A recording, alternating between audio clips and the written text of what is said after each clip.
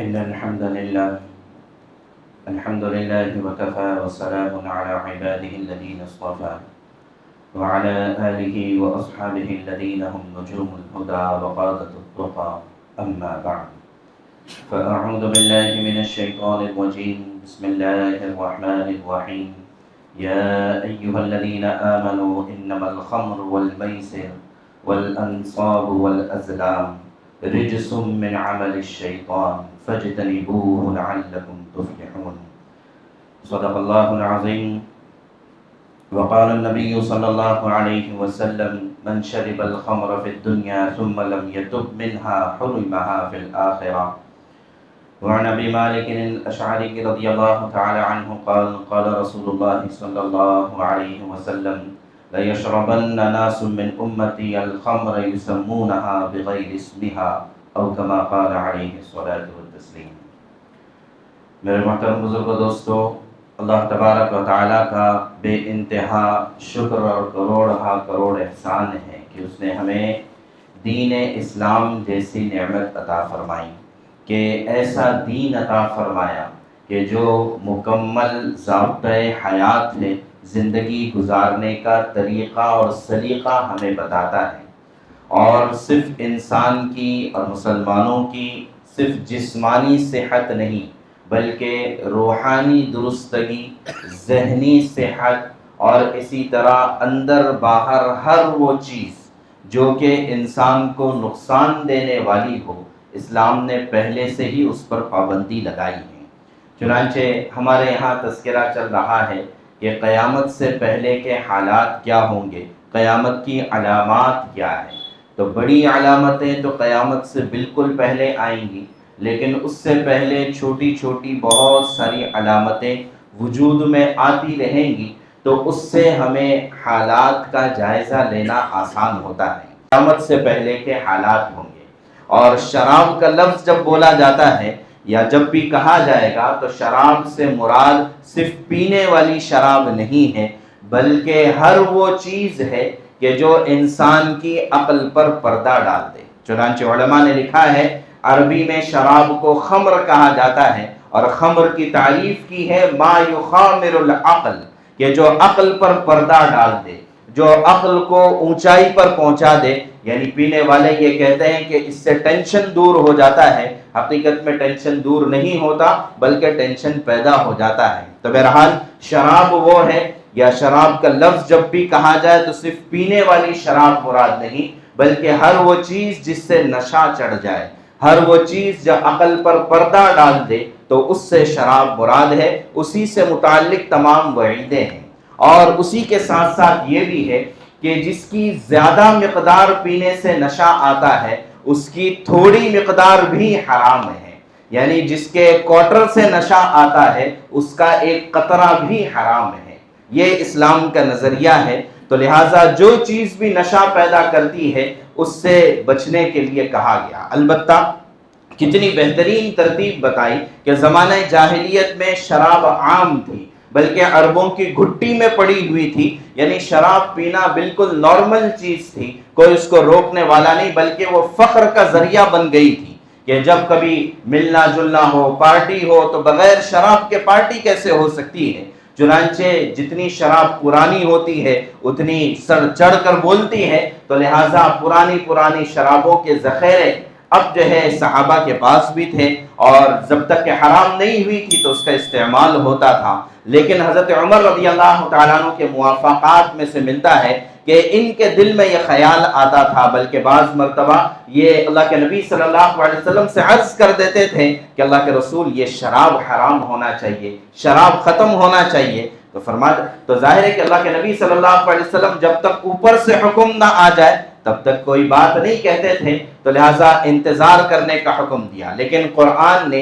3 جگہوں پر اس موضوع کو ایڈریس کیا ہے، اور بہترین انداز میں، چونکہ حالات پتہ تھے کہ عربوں میں اس کا کتنا رواج ہے، کتنی عام ہے، یہ پتہ تھا، تو لہٰذا بعض صحابہ کرام سوال بھی کرتے تھے کہ شراب کے بارے میں کہ اللہ کے رسول صلی اللہ علیہ وسلم کیا حکم ہے، کیا کرنا ہے، پینا ہے نہیں پینا ہے، کیا کرنا ہے۔ تو قرآن نے اس سوال کو ذکر کیا ہے کہ یسألونک عن الخمر والمیسر، قل فیہما اثم کبیر ومنافع للناس۔ یہ پہلی جو آیت نازل ہوئی شراب سے متعلق وہ یہی کہ یہ آپ سے شراب اور جوا سٹا کے بارے میں پوچھتے ہیں کیا کرنا چاہیے، تو چونکہ سوسائٹی میں ایک چیز عام تھی، رواج تھا، ایک دم حرام کر دیا جاتا تو لوگوں کے لیے اس کو قبول کرنا مشکل ہوتا، تو لہٰذا پہلی آیت نازل ہوئی کہ لوگوں کو بتا دو، چونکہ شیطان ہمیشہ برائی کو برائی بول کر پیش نہیں کرتا ہے بلکہ اس کے فوائد گنا کر پیش کرتا ہے، تو لوگوں کے ذہن میں تھا، آج بھی ہے جو اس کا استعمال کرتے ہیں، تو ان کے ذہنوں میں ہوتا ہے کہ ہم شراب اس لیے پیتے ہیں تاکہ ٹینشن چلی جائے، ہم اس لیے پیتے ہیں تاکہ تھوڑا سا سکون محسوس ہو، یا اس طرح کی پتہ نہیں کیا کیا عجیب عجیب چیزیں پیش کرتے ہیں۔ تو قرآن نے کہا کہ بظاہر تمہیں اس کا نفع تو نظر آتا ہے، تھوڑا بہت نفع نظر آتا ہوگا، لیکن اس کا گناہ، اس کا وبال، اس کا نقصان یہ بہت بڑا نقصان ہے، بلکہ زندگی تباہ کرنے والا نقصان ہے۔ تو پہلی آیت کا خلاصہ یہ تھا کہ ٹھیک ہے تم پیتے ہو لیکن ذہن میں رکھنا کہ اس کا نقصان بہت بڑا ہے۔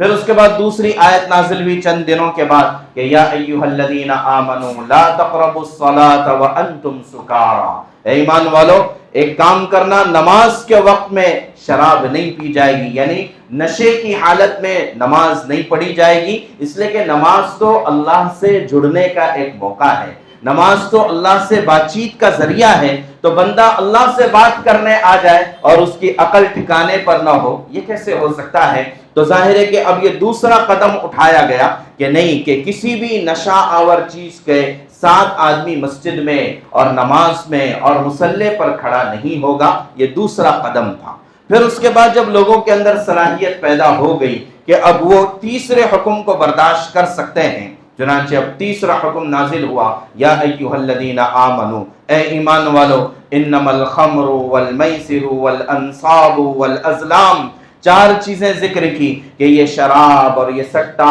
اور یہ اس طرح کی بت پرستی اور دیگر چیزیں، فرمایا کہ رجس من عمل الشیطان، یہ شیطان کی گندگی ہے جو اس نے معاشرے میں پھیلا رکھی ہے، یہ گندی چیزیں ہیں، یہ جسم کو خراب کرتی ہے، عقل کو خراب کرتی ہے، یہ بیماریوں کو دعوت دیتی ہے اور یہ پیسہ برباد کرتی ہے، بلکہ زندگیاں اور نسلیں برباد ہو جاتی ہیں اس کے چکر میں۔ فاجتنبوہ، اس سے بچ جاؤ، اس سے رک جاؤ، لعلکم تفلحون، کہ تم فلاح پا جاؤ گے، یعنی اگر انفرادی طور پر بچو گے تو فرد فلاح پا جائے گا، اور اگر اجتماعی طور پر سوسائٹی اگر اس سے بچ جائے گی تو سوسائٹی فلاح پا جائے گی۔ اور اس بات کا تذکرہ ہمارے یہاں بار بار ہوتا ہے کہ قرآن جب بھی لفظ فلاح کا ذکر کرتا ہے تو اس سے صرف دنیا کی کامیابی مراد نہیں، بلکہ دنیا اور آخرت دونوں جگہ کی کامیابی۔ تو قرآن کہتا ہے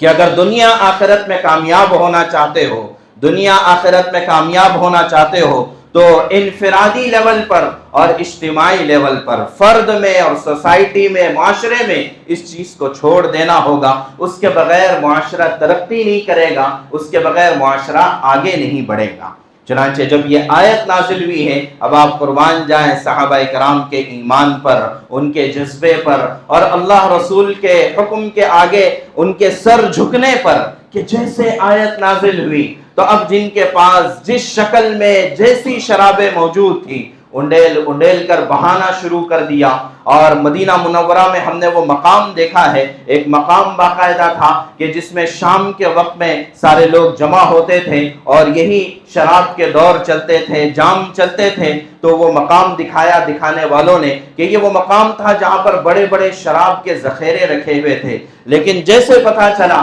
کہ قرآن نے صرف کہا ہے فاجتنبوہ، ایمان والو اس سے بچ جاؤ، اس سے رک جاؤ، کہا کہ نہیں ہم تو فلاح پانے والے ہیں۔ اور پھر آگے قرآن نے یہ بھی کہا کہ شیطان یہ چاہتا ہے کہ ان تمام چیزوں کے ذریعے سے تمہارے درمیان دشمنیاں پھیلا دے، تمہارے درمیان عداوتیں پھیلا دے اور تمام برائیاں اس کے ذریعے سے آ جائے، اور سب سے بڑی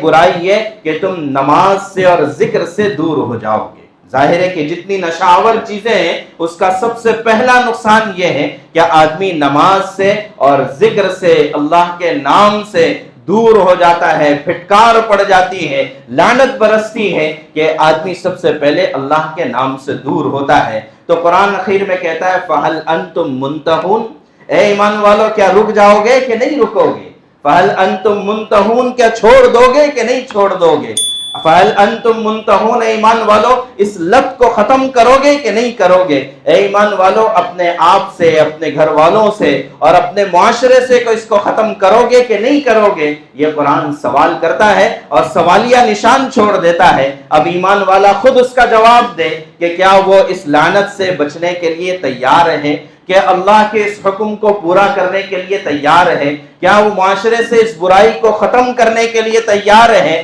اب قرآن کا جواب خود آدمی اپنے آپ سے اور اپنے دل میں دے دے کہ کیا واقعی یہ اتنی ضروری چیز ہے یا اتنی فائدہ مند چیز ہے کہ جس کی وجہ سے عقل کا نقصان، جسم کا نقصان، بیماریوں کا ذریعہ، گھر اس کے ذریعے سے برباد ہو جاتے ہیں۔ پتہ نہیں کتنی طلاقیں، لوگ آ کر دو ہی چیزوں سے طلاق کا مسئلہ پوچھتے ہیں کہ یا تو غصے میں طلاق دے دی یا نشے میں طلاق دے دی۔ بھائی نشہ کیا کیوں تھا اور غصہ کیا کیوں تھا؟ کہ کیوں اتنا ہوش نہیں تھا کہ کیا الفاظ زبان سے نکل رہے ہیں، کس کو کہا جا رہا ہے؟ تو گھر برباد ہے، زندگیاں تباہ ہے، نسلیں برباد ہو رہی ہیں اس شراب نوشی اور نشے کے چکر میں۔ تو لہذا قرآن کہتا ہے فَهَلْ أَنْتُمْ مُنْتَهُونَ، بتاؤ رکنے کے لیے تیار ہو کہ نہیں ہو؟ تو اب صحابہ کرام پر قربان جائیں کہ جتنے ذخیرے تھے شراب کے سب بہا دیے، اور ایسے جیسے کہ پانی بہتا ہے بارش میں، ایسے شرابیں جو ہے یہ مدینہ منورہ میں بہنے لگی تھی۔ کیوں؟ اللہ کا حکم آ گیا ہے۔ کاش کے مسلمان بھی اللہ کے اس حکم کو سمجھنے والے اور اس حکم پر عمل کرنے والے بن جائیں۔ حالانکہ اللہ کے نبی صلی اللہ علیہ وسلم نے، یہ سن ہجری 3 کا واقعہ ہے، غزوہ احد کے بعد یہ حکم نازل ہوا تھا اور ایک دم شراب پورے معاشرے سے ختم ہو گئی۔ یہ ایمان کا لیول تھا اور یہ اللہ رسول کی بات کو ماننے کا جذبہ تھا کہ ایک رات میں، ایک حکم پر، ایک دن میں ساری برائی معاشرے سے ختم ہو جاتی تھی۔ اسی وجہ سے وہ صحابہ تھے، اسی وجہ سے اللہ تبارک و تعالیٰ نے ان کا انتخاب کیا تھا اپنے نبی پاک صلی اللہ علیہ وسلم کی صحبت کے لیے۔ اسی وجہ سے ان کے بارے میں زبان بند رکھنے کا حکم دیا گیا ہے کہ چاہے کچھ ہو جائے اپنی زبانوں کو گندا نہ کرو صحابہ کرام کے بارے میں بولنے سے، اور اپنے دماغوں کو خراب نہ کرو صحابہ کرام کے بارے میں برا سوچنے سے۔ تو بہرحال تو اب یہ حکم جب نازل ہوا، اب اللہ کے نبی صلی اللہ علیہ وسلم نے پھر صحابہ کرام کی تربیت فرمائی۔ ایک ایک صحابی جس کو مناسب تھا یہ سمجھانا یا ضروری تھا یہ بتانا، تو ایک ایک کو بلا کر سمجھا رہے ہیں۔ اور فرمایا ایک صحابی کو، حضرت ابو الدرداء رضی اللہ تعالیٰ عنہ کو غالباً وصیت فرمائی کہ لا تشرک باللہ وان عذبت وحرقت، کہ اے ابو درداء اللہ کے ساتھ کسی کو شریک نہ ٹھہرانا، چاہے تمہیں جلا دیا جائے، چاہے تمہیں سخت سے سخت سزا دی جائے، لیکن اللہ کے ساتھ کسی کو شریک نہیں ٹھہرایا جا سکتا ہے۔ اور فرمایا کہ ایاک والخمر فانہا مفتاح کل شر، اور شراب نوشی سے بچنا، نشے سے بچنا، اس لیے کہ ہر برائی کی جڑ ہے۔ کتنی خوبصورت بات ارشاد فرمائی، ایاک والخمر فانہا مفتاح کل شر، کہ ہر برائی کی جڑ یہ نشہ ہے، ہر برائی کی جڑ یہ شراب نوشی ہے۔ تو لہٰذا جس شکل میں ہوتی ہے، چاہے پینے کی شکل میں ہوتی ہے، چاہے پاؤڈر کی شکل میں ہوتی ہے، چاہے انجیکشن کی شکل میں ہوتی ہے، چاہے سونگھنے کی شکل میں ہوتی ہے، جس شکل میں ہو، جو نام اس کا دیا جائے، جو عقل پر چڑھ جائے، یہ نشہ ہے، یہ حرام ہے۔ اور اس سے بچنا، یہ مسلمان ہو ہی نہیں سکتا ہے کہ وہ مسلمان ہو ایمان، بلکہ ایک روایت میں تو یہ بات ملتی ہے، ایک آدمی جب نشہ کرتا ہے، جب شراب پیتا ہے یا نشہ کرتا ہے، تو نشے کی حالت میں ایمان اس کا دل میں رہتا ہی نہیں ہے، ایمان نکل چکا ہوتا ہے۔ یہ چند بڑے گناہ ایسے ہیں جن میں سے ایک یہ کہ ان کے کرتے ہوئے ایمان دل سے نکل چکا ہوتا ہے۔ خدا نخواستہ اگر اسی وقت میں موت آتی ہے تو یہ بغیر ایمان کے دنیا سے چلا جائے گا۔ تو لہٰذا کتنی بڑی بات ارشاد فرمائی کہ ہر برائی کی جڑ یہ نشہ خوری ہے اور شراب نوشی ہے۔ ایک روایت میں ابن عباس رضی اللہ تعالی عنہما فرماتے ہیں کہ من مات وہو مدمن الخمر، کہ جو شخص نشے کی لت کے ساتھ مر گیا، جو شخص نشے کی لت کے ساتھ مر گیا، لقی اللہ وہو کعابد وطن، اور وہ اللہ سے ایسے ملاقات کرے گا جیسے کہ بت پرستی کرنے والا ملاقات کرتا ہے۔ اب بتائے بت پرستی کرنے والے سے اللہ ناراض ہوں گے، خوش ہوں گے؟ ایسے ہی شراب کا عادی، نشے کا عادی جب اللہ کے بارگاہ میں پہنچے گا تو پھر ظاہر ہے کہ اگر اللہ ناراض تو آخرت میں کیا ہوگا اور آخرت میں کیسے کام چلے گا؟ تو لہٰذا یہ باتیں ارشاد فرمائیں۔ اور ایک روایت میں ابن عمر رضی اللہ تعالی عنہما فرماتے ہیں کہ من شرب الخمر فی الدنیا ثم لم یتب منها حرمها فی الآخرہ، کہ فرمایا کہ جس کو یہ نشے کی لت دنیا میں لگ جائے اور بغیر توبہ کے دنیا سے چلا جائے، ظاہر ہے توبہ تو ہر چیز کو ختم کر دیتا ہے، توبہ تو ہر گناہ کو معاف کر دیتا ہے، لیکن جو اس لت کے ساتھ دنیا سے چلا جائے تو ظاہر ہے کہ پہلی بات یہ بات ارشاد فرمائی کہ یہ اللہ کی ناراضگی کا ذریعہ بنے گا، اور پھر ہوگا اصول اور ضابطے کی بات بتاتے ہیں کہ ظاہر ہے کہ اس کو جہنم میں ڈال دیا جائے گا، لیکن ایمان کی برکت سے کسی نہ کسی وقت یہ جہنم سے نکال کر جنت میں ضرور جائے گا۔ لیکن فرمایا کہ جو نشے کا عادی ہوگا چاہے یہ جہنم سے گزر کر جنت میں چلا جائے، جنت کی بڑی نعمتوں میں اللہ تبارک و تعالیٰ نے وہاں کی شراب کو ذکر کیا ہے، اور لیکن وہاں کی شراب یہ نہ عقل کو خراب کرے گی نہ نشہ چڑھائے گی، بلکہ ظاہر ہے کہ اس کا کوئی نمونہ دنیا میں نہیں ہے۔ تو لہٰذا وہاں پر اللہ تبارک تعالیٰ جو جنت کی شراب عطا فرمائیں گے، لیکن یہ نشے کا عادی شخص اگرچہ جنت میں چلا جائے لیکن جنت کی شراب سے محروم ہوگا، یہ جنت کی شراب سے محروم ہوگا۔ دنیا کی شراب میں بدبو ہے، اس کے پینے والے کے منہ سے بدبو، اور اس کے اپنی عقل اس کے ہاتھ میں نہیں رہتی، اور پتہ نہیں کتنے نقصانات۔ یہ شخص تھوڑے سے لذت کے لیے، تھوڑے سے نشے کے لیے یہ آخرت کے بڑی نعمتوں سے محروم کہلائے گا۔ تو لہٰذا اس طرح اللہ کے نبی صلی اللہ علیہ وسلم نے ذہن سازی فرمائی۔ ایک روایت میں تو بڑی سخت بات ارشاد فرمائی کہ لعن اللہ الخمر وشاربہا وساقیہا، اللہ تبارک تعالیٰ کی پھٹکار نازل ہوتی ہے، لعنت نازل ہوتی ہے، اللہ اپنی رحمت سے دور کر دیتے ہیں۔ کس کو؟ کہ شراب پر اللہ کی لعنت ہے، شراب پینے والے پر اللہ کی لعنت ہے، شراب پلانے والے پر اللہ کی لعنت ہے، وبائعہا ومبتاعہا، خریدنے والے پر، بیچنے والے پر، وعاصرہا ومعتصرہا، اور اس کے بنانے والے پر، جس کے لیے بنایا گیا اس پر، وحاملہا والمحمولۃ الیہا، کہ جو اس کو اٹھا کر لاتا ہے، ٹرانسپورٹ کرتا ہے، یا ادھر سے ادھر پہنچاتا ہے، یا پینے کے اسباب پیدا کر دیتا ہے، ہر ایک پر اللہ کی لعنت ہے، چاہے پھر اس میں افراد شامل ہو، چاہے اس میں حکومتیں شامل ہو، ہر ایک پر اللہ کی لعنت ہے۔ حالانکہ جو ہے حکومت کا ایک بہت بڑا ٹیکس کا ذریعہ ہوتا ہے، اب حکومت اپنی ذمہ داری ادا کر دیتی ہے، ایک بڑا سا اس کے اوپر ٹائٹل لگا دیتی ہے کہ یہ آپ کے لیے ہانی کارک ہے، یہ آپ کے لیے نقصان دہ ہے، اور اپنی ذمہ داری سے بری ہو جاتی ہے کہ کنزیوم کرنے والا دیکھے، پینے والا دیکھے، استعمال کرنے والا دیکھے اس کو استعمال کرنا ہے کہ نہیں کرنا ہے۔ حالانکہ حکومت اگر چاہے تو اس پر پابندی لگا سکتی ہے، اس لیے کہ دنیا میں بھی نقصان کا ذریعہ ہے، بے شمار بیماریوں کا ذریعہ ہے، بے شمار جرائم کا ذریعہ ہے، کہ بعد میں چل کر جو جرائم حکومت کے ناک میں دم کر دیتے ہیں، لیکن حکومت اپنی پتہ نہیں کن وجوہات سے یا پیسوں کے نام پر اس پر جو ہے پابندی نہیں لگاتی۔ قربان جائیں، اللہ نے ہمیں وہ شریعت دی، وہ دین دیا کہ جس نے اس پر پابندی لگا دی کہ آپ اس کا استعمال نہ تھوڑا کر سکتے ہیں نہ زیادہ کر سکتے ہیں، نہ سیال کی شکل میں، پینے کی شکل میں کر سکتے، نہ سونگنے کی شکل میں، نہ انجیکشن کی شکل میں، کسی شکل میں آپ اس کا استعمال نہیں کر سکتے۔ تو آپ بتائیں کہ جب یہ سوال کیا جاتا ہے کہ مذہب اوپر ہے یا سنویدھان اوپر ہے،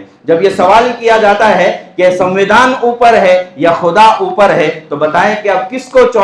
کو چوز کیا جائے، کس کا انتخاب کیا جائے؟ جو ہماری زیادہ حفاظت کرنے والا ہے یقیناً اس کا درجہ اوپر ہوگا۔ تو لہٰذا سنویدھان تو کہتا ہے کہ بھئی جس کو پینا ہے پی لو، اجازت ہے ہماری طرف سے، البتہ یہ شرائط ہے، لیکن ہمارا خدا ہم پر مہربان، وہ رحمان اور رحیم، وہ کہتا ہے کہ نہیں، ایک قطرہ بھی استعمال نہیں کر سکتے، یہ تم پر حرام ہے اور اس وجہ سے تم پر لعنتیں ہوں گی۔ اور ایک روایت میں ابن عمر رضی اللہ تعالیٰ عنہ فرماتے ہیں کہ لا یشرب الخمر رجل من امتی فیقبل اللہ منہ صلاۃ 40 یوما، کہ اگر کسی نے ایک ذرہ سی کوئی چیز نشے کی استعمال کی، چاہے پی لیا، چاہے جو شکل اختیار کی، نشے کی چیز استعمال کی، چاہے بعد میں ہوش آ گیا، چاہے پھر توبہ بھی کر لی، لیکن پہلی سزا اور پہلا وبال یہ ہوگا کہ 40 دن تک اس کی کوئی عبادت قبول نہیں ہوگی، خاص طور سے نماز قبول نہیں ہوگی۔ اب آپ بتائیں کہ ایک رات کا نشہ ہے، تھوڑی دیر کا مزہ ہے، لیکن 40 دن تک اللہ کی نظر میں یہ قابل قبول نہیں ہے، اس کا کوئی عمل قبول نہیں، تو اب بتائیں کہ ایسی زندگی کا کیا فائدہ؟ اور اگر اسی حالت میں موت آ جائے تو پھر کیا ہوگا؟ یہ باتیں اس لیے عرض کرنے کی بھی ضرورت ہے کہ قیامت سے پہلے کے حالات میں یہ بات لکھی ہے۔ اللہ کے نبی صلی اللہ علیہ وسلم نے ارشاد فرمایا کہ لَيَشْرَبَنَّ نَاسٌ مِّنْ أُمَّتِي الْخَمْرَ يُسَمُّونَهَا بِغَيْرِ اسْمِهَا، کہ میری امت قیامت سے پہلے نشے کی عادی ہوگی، لیکن شراب کو شراب بول کر نہیں، اس کا نام بدل کر پینے لگے گی، اس کا نام بدل کر استعمال کرنے لگے گی کہ بھئی یہ تو شراب نہیں ہے، یہ تو یہ فلاں ہے، یہ وائن ہے، یہ برانڈی ہے، پتہ نہیں کیا کیا ہے، اور یہ تو انرجی ہے، اس کے نام پر جو ہے شراب پی جائے گی اور نشہ آور چیزوں کا استعمال کیا جائے گا۔ فرمایا قیامت سے پہلے ایسا ہونا ہے۔ چنانچہ بازار میں جائیں آپ کو یہ حدیث نظر آئے گی ہر جگہ پر کہ نشہ آور چیزیں بک رہی ہے، نام بدل بدل کر، اچھے نام لگا کر، اچھے ٹائٹل بتا کر، اچھے ایڈورٹائزمنٹ دکھا کر آدمی کو اپنی طرف متوجہ کیا جا رہا ہے، لیکن ہمیں بتایا گیا کہ ایسا ہونے والا ہے۔ تو پھر وہی سوال جو قرآن نے کیا، فَهَلْ أَنْتُمْ مُنْتَهُونَ فَهَلْ أَنْتُمْ مُنْتَهُونَ، کیا تم رک جاؤ گے؟ کیا بچو گے کہ نہیں بچو گے؟ اپنے آپ سے بچنا ہے، اور اسی کے ساتھ ساتھ سب سے زیادہ ضرورت ہے اپنے بچوں پر نظر رکھنا۔ یہ چیز بھی بتائی جا رہی ہے کہ پچھلے 2 سال 3 سال سے مسلسل نشہ آور چیزوں کا استعمال بڑھ رہا ہے، مسلسل بڑھ رہا ہے، اور خاص طور سے اسکول جانے والے بچے، کالج جانے والے بچے یہ اس کو فیشن کے نام پر یا پھر مزے کے نام پر، انٹرٹینمنٹ کے نام پر، اس لیے کہ روزانہ وہی دیکھتے ہیں، فلموں میں وہی دکھایا جا رہا ہے، ایڈورٹائز میں وہی دکھایا جا رہا ہے، تو لہٰذا یہ انجانے طور کچھ تو جان بوجھ کر اور کچھ غلط سنگت میں رہ کر، غلط چیزیں سمجھ کر یا انجانے طور پر اس میں شامل ہوتے جا رہے ہیں۔ تو ضرورت ہے اپنے بچوں پر نظر رکھنے کی، ان کی سنگت پر نظر رکھنے کی۔ بعض مرتبہ ایسا ہوتا ہے کہ ماں باپ کو بتایا جاتا ہے کہ آپ کا بیٹا اس حال میں پایا گیا یا ایسے فلاں جگہ پر دکھا ہے، تو ماں باپ ہی ماننے کے لیے تیار نہیں ہوتے کہ نہیں میرا بچہ، میری بچی تو ایسا کر ہی نہیں سکتی ہے۔ نہیں، ایسا نہیں ہے۔ آج کل سب کچھ عام ہے، برائی سے بچنا مشکل ہے، برائی ہر جگہ پر عام ہے، ہر چیز آدمی بڑی آسانی سے، اور تعجب تو اس وقت ہوتا ہے کہ جن ایمان والوں کو اتنی سخت باتیں بتائی گئی ہیں قرآن میں، حدیث میں، لیکن وہی ایمان والے جب کنزیوم کرنے والے، خریدنے والے، بیچنے والے، سپلائی کرنے والے جب بن جاتے ہیں، تو پھر اس امت کا یہ حال کیوں نہ ہو جو ہمیں نظر آ رہا ہے، اور پھر اس امت پر لعنت کیوں نہ ہو جو آج ہمیں دکھ رہی ہے۔ تو لہٰذا نظر رکھنے کی ضرورت ہے، ہمارا اپنے آپ کو بچانا ہے، اپنے گھر کو بچانا ہے، اپنے معاشرے کو بچانا ہے، کہ کوئی معاشرے کا کوئی فرد، چاہے وہ ہمیں جانتا ہو، ہم اسے جانتے ہو، نہ جانتے ہو، لیکن اگر خدا نخواستہ کسی برائی میں مبتلا نظر آ رہا ہے کہ من رأى منکم منکرا فلیغیرہ بیدہ، کہ برائی دیکھو ہاتھ سے روکنے کی کوشش کرو، نہیں تو زبان سے منع کرو۔ آخری درجے میں یہ سارے ہتھ کنڈے استعمال کرنے کے باوجود، منع کرنے کے باوجود، سمجھانے کے باوجود نہیں مانتا ہے سامنے والا،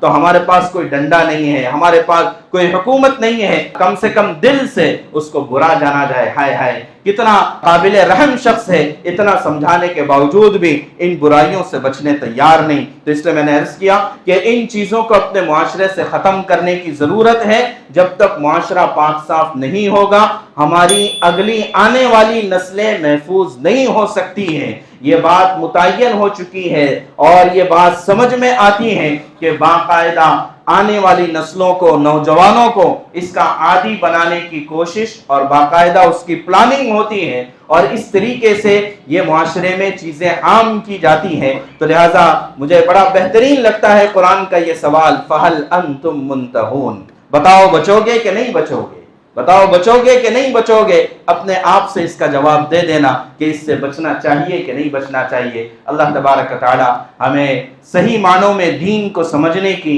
قرآن کو سمجھنے کی، اس پر عمل کرنے کی توفیق عطا فرمائے، اور ہر طرح کی برائی، ہر طرح کے نشہ اور ہر طرح کی نقصان دہ چیزوں سے اللہ تبارک و تعالی ہماری حفاظت